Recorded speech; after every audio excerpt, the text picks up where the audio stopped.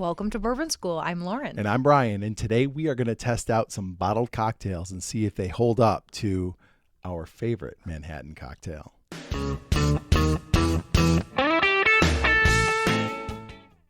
All right, so today we're going to be looking at some of these bottled Manhattans, which you might see in the stores. They've become more popular lately. Now, I'm a little bit skeptical of these. Now, we'll see today if they hold up. But we have three easy to find popular varieties here. We have a Sazerac, what is this, Handy and Schiller.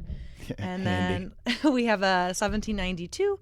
And then we have this one, it's called On the Rocks, but it's made with Basil Hayden rye, dark rye. Dark rye, yeah. Which is one that you really like, right? It happens to be the only Basil Haydens that I find tolerable. Yes, that's right. You are a hater of Basil Haydens. The rest of it is trash. Okay. And then what we did is we're putting it up against our own recipe for a Manhattan. Now, what we did was instead of drinking 5 different Manhattans here, we made a little compromise. And what we did was I like Knob Creek because I like a little bit higher proof. Lauren likes Maker's Mark. So we ended up going with Maker's 101. So our Manhattan has Maker's 101. It has the Method Vermouth, which everybody knows is the best one. And so that's kind of our cocktail that we're going to be tasting against these bottled ones. And I am with you. I am not optimistic about these. No, I'm definitely skeptical here, but we'll see. We'll give them a good old try here. So we've got them labeled A, B, C, and D, and we don't know which one is which. The producer poured these out for us. Well, we waited in the green room like stars do. And so let's just go ahead and get started with A. Okay.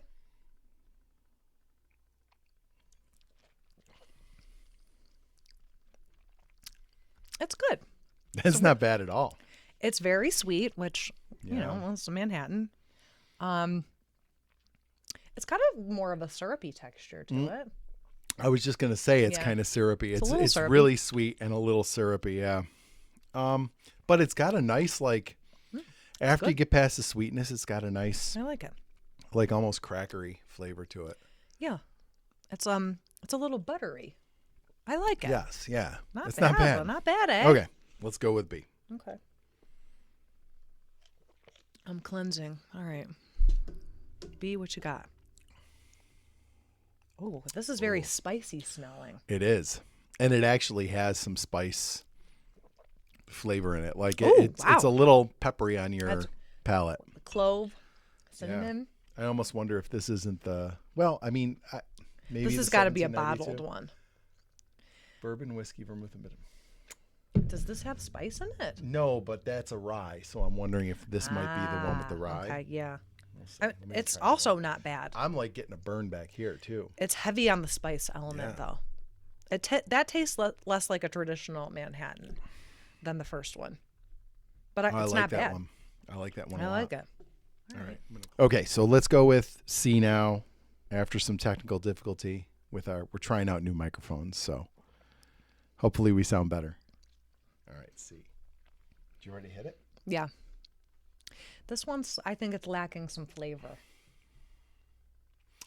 But it also, it's got that same, buttery, crackery finish to it. It's not bad.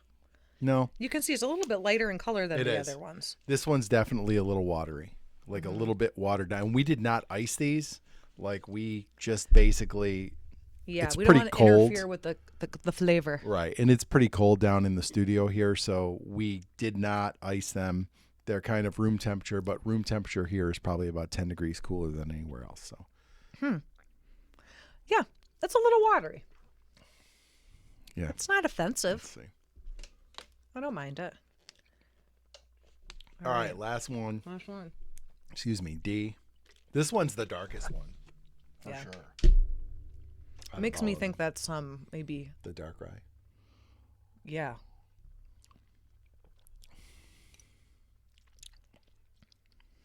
Whoo, that's potent. Wow, that's got there's a lot of orange in this one. Did you notice? Yeah, it almost has when you're little and you're slurping down the ibuprofen. Oh. Like the orange flavor. Yeah. Like baby aspirin. Yeah.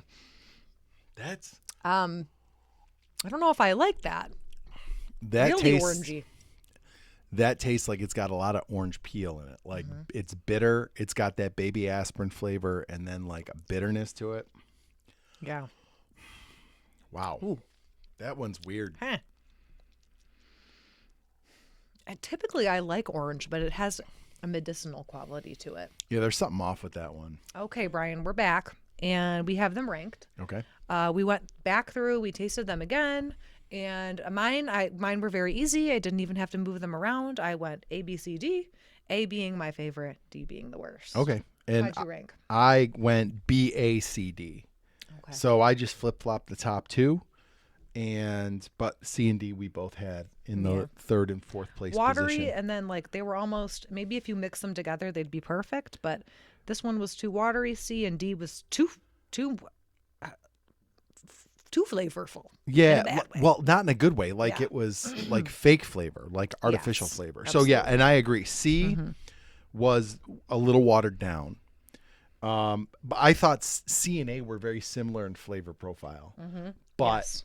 C was more watered down, Yes. which gave A the edge. D, you're right about. It was that fake bitter orange flavor that, and like you said, the baby aspirin. Yeah, it's like artificial flavor. Yeah. It tasted like. Was not a huge fan of that one. So, and it's the darkest one, so I'm wondering if maybe that's the Basil Yes, Hayden's, because I we would read say. when we get to revealing which one's which, we'll show you. There's a lot of extra stuff in this one, which you don't really need in your Manhattan. No. Okay, so we'll have you go first. You picked A. I did. And I think I'm there's a toss up for me between A and B. Okay, About which one is ours, because I know one of them is ours. I think I know which one's Yeah, ours. I know. You think B is ours. I think B is ours. And so I would agree with you there. But it could be A. I really liked A. Okay. So I'm not sure. So let's go through. First, Okay. you had A number one. I had A number two. I am going to guess that A is the 1792. I Let's would say agree you. with that. Yes. That is correct. Yes. Very All right. It nice. actually was not bad. I like I said, I thought that this one had a lot of the flavor that this one has, which I know what this one is too. That's this one. Yeah. Yeah. But it's not as not as watered down, so you get a little more of that flavor, and it had that really cool like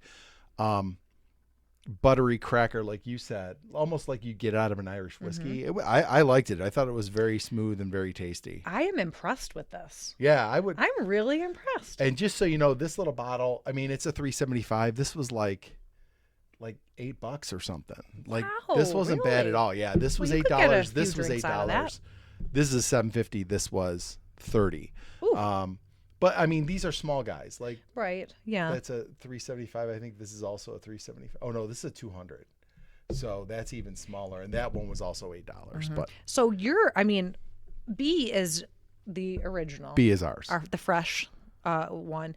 And I think that you can taste that. Is that true? B. Yes. All right. So that was the Maker's Mark. Yep. The Method Vermouth. And just, whatever the Angostura bitters that you get with the paper wrapper on it, and you shake it in. So it was the best one. It was the most flavorful one. I think it was the most balanced one.